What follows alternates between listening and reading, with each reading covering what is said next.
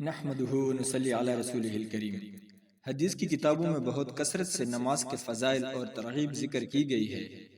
40 کی عدد کے رعایت سے اتنے پر کفایت کی گئی ہے کہ اگر کوئی شخص حفظ سے یاد کر لے تو 40 حدیث یاد کرنے کی فضیلت حاصل کر لے گا اور اس سے اپنی نماز بھی بہت اچھی ہو جائے گی۔ اس لیے حضور صلی اللہ علیہ وسلم نے اپنی آنکھوں کی ٹھنڈک اس میں فرمائی۔ اسی لذت کی وجہ سے حضور صلی اللہ علیہ وسلم رات کا اکثر حصہ نماز ہی میں گزار دیتے تھے۔ اس لیے اگر ہم اس احادیث کو غور سے سن لیں تو اس کا بہت بڑا فائدہ ہوگا۔ حضور صلی اللہ علیہ وسلم کا ارشاد ہے کہ اللہ جل شانہ نے میری امت پر سب چیزوں سے پہلے نماز فرض کی اور قیامت میں سب سے پہلے نماز ہی کا حساب ہوگا۔ نماز کے بارے میں اللہ سے ڈرو، نماز کے بارے میں اللہ سے ڈرو، نماز کے بارے میں اللہ سے ڈرو۔ آدمی کے اور شرک کے درمیان نماز ہی حائل ہے۔ اسلام کی علامت نماز ہے۔ جو شخص دل کو فارغ کر کے اور اوقات و مستحبات کی رعایت رکھ کر نماز پڑھے وہ مومن ہے۔ حق تعالی شانہ نے کوئی چیز ایمان اور نماز سے افضل فرض نہیں کی۔ اگر اس سے افضل کسی اور چیز کو فرض کرتے تو فرشتوں کو اس کا حکم دیتے۔ فرشتے دن رات کوئی رکوع میں ہے کوئی سجدے میں۔ نماز دین کا ستون ہے۔ نماز شیطان کا منہ کالا کرتی ہے۔ نماز مومن کا نور ہے۔ نماز افضل جہاد ہے۔ جب آدمی نماز میں داخل ہوتا ہے تو حق تعالی شانہ اس کی طرف پوری توجہ فرماتے ہیں۔ جب وہ نماز سے ہٹ جاتا ہے تو وہ بھی توجہ ہٹا لیتے ہیں۔ جب کوئی آفت آسمان سے آتی ہے تو مسجد کے آباد کرنے والوں سے ہٹا دی جاتی ہے۔ اگر آدمی کسی وجہ سے جہنم میں جاتا ہے تو اس کی آگ سجدے کی جگہ کو نہیں کھاتی۔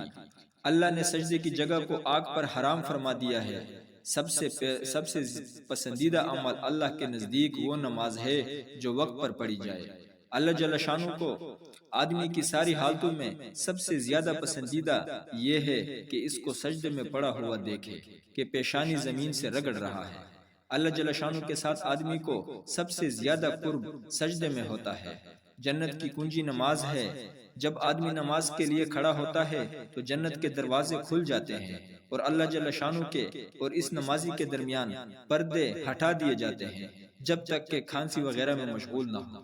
نمازی شاہنشاہ کا دروازہ کٹکھٹاتا ہے اور یہ قاعدہ ہے کہ جو دروازہ کٹکھٹاتا ہی رہے تو کھلتا ہی ہے۔ نماز کا مرتبہ دین میں ایسا ہی ہے جیسا کہ سر کا درجہ بدن میں۔ نماز دل کا نور ہے۔ جو اپنے دل کو نورانی بنانا چاہے نماز کے ذریعے سے بنا لے۔ جو شخص اچھی طرح وضو کرے اس کے بعد خشوع و خضوع سے 2-4 رکعت نماز فرض یا نفل پڑھ کر اللہ سے اپنے گناہوں کی معافی چاہے اللہ تعالی شانہ معاف فرما دیتے ہیں۔ زمین کے جس حصے پر نماز کے ذریعے سے اللہ کی یاد کی جاتی ہے وہ حصہ زمین کے دوسرے ٹکڑوں پر فخر کرتا ہے۔ جو شخص 2 رکعت نماز پڑھ کر اللہ تعالی سے کوئی دعا مانگتا ہے تو حق تعالی شانہ وہ دعا قبول فرما لیتے ہیں، خواہ فوراً ہو یا کسی مسلط سے کچھ دیر کے بعد، مگر قبول ضرور فرماتے ہیں۔ جو شخص تنہائی میں 2 رکعت نماز پڑھ کر جس کو اللہ اور اس کے فرشتوں کے سوا کوئی نہ دیکھے تو اس کو جہنم کی آگ سے بری ہونے کا پروانہ مل جاتا ہے۔ جو شخص ایک فرض نماز ادا کرے اللہ جل شانہ کے یہاں ایک مقبول دعا اس کی ہو جاتی ہے۔ جو 5 نمازوں کا اہتمام کرتا رہے ان کے رکوع و سجود اور وضو وغیرہ کا اہتمام کے ساتھ اچھی طرح سے پورا کرتا رہے جنت اس کے لیے واجب ہو جاتی ہے اور دوزخ اس پر حرام ہو جاتی ہے۔ مسلمان جب تک 5 نمازوں کا اہتمام کرتا رہتا ہے شیطان اس سے ڈرتا رہتا ہے اور جب وہ نمازوں میں کوتاہی کرنے لگتا ہے تو شیطان کو اس پر جرأت ہو جاتی ہے اور اس کے بہکانے کی طمع کرنے لگتا ہے۔ سب سے افضل عمل اور اول وقت نماز پڑھنا ہے۔ نماز ہر متقی کی قربانی ہے۔ اللہ کے نزدیک سب سے زیادہ پسندیدہ عمل نماز کو اول وقت پڑھنا ہے۔ صبح کو جو شخص نماز کو جاتا ہے اس کے ہاتھ میں ایمان کا جھنڈا ہوتا ہے اور جو بازار کو جاتا ہے اس کے ہاتھ میں شیطان کا جھنڈا ہوتا ہے۔ ظہر کی نماز سے پہلے 4 رکعت کا ثواب ایسا ہے جیسا کہ تہجد کے 4 رکعت کا۔ ظہر سے پہلے 4 رکعت تہجد کی 4 رکعتوں کے برابر شمار ہوتی ہے۔ جب آدمی نماز کو کھڑا ہوتا ہے تو رحمت الہی اس کی طرف متوجہ ہو جاتی ہے۔ افضل ترین نماز آدھی رات کی ہے مگر اس کے پڑھنے والے بہت ہی کم ہیں۔ میرے پاس حضرت جبرائیل علیہ السلام آئے اور کہنے لگے اے محمد صلی اللہ علیہ وسلم، خواہ کتنا ہی آپ زندہ رہیں آخر ایک دن مرنا ہے، اور جس سے چاہے محبت کریں آخر ایک دن اس سے جدا ہونا ہے، اور آپ جس قسم کا بھی عمل کریں بھلا یا برا اس کا بدلہ ضرور ملے گا۔ اس میں کوئی تردد نہیں کہ مومن کی شرافت تہجد کی نماز ہے اور مومن کی عزت لوگوں سے استغنا ہے۔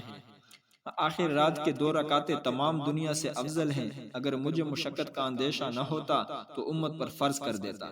تہجد ضرور پڑھا کرو، تہجد صالحین کا طریقہ ہے اور اللہ کے قرب کا سبب ہے۔ تہجد گناہوں سے روکتا ہے اور خطاؤں کی معافی کا ذریعہ ہے، اس سے بدن کی تندرستی بھی ہوتی ہے۔ حق تعالی شانوں کا ارشاد ہے کہ اے آدم کی اولاد، تو دن کے شروع میں 4 رکعات سے عاجز نہ بن، میں تمام دن تیرے کاموں کی کفایت کروں گا۔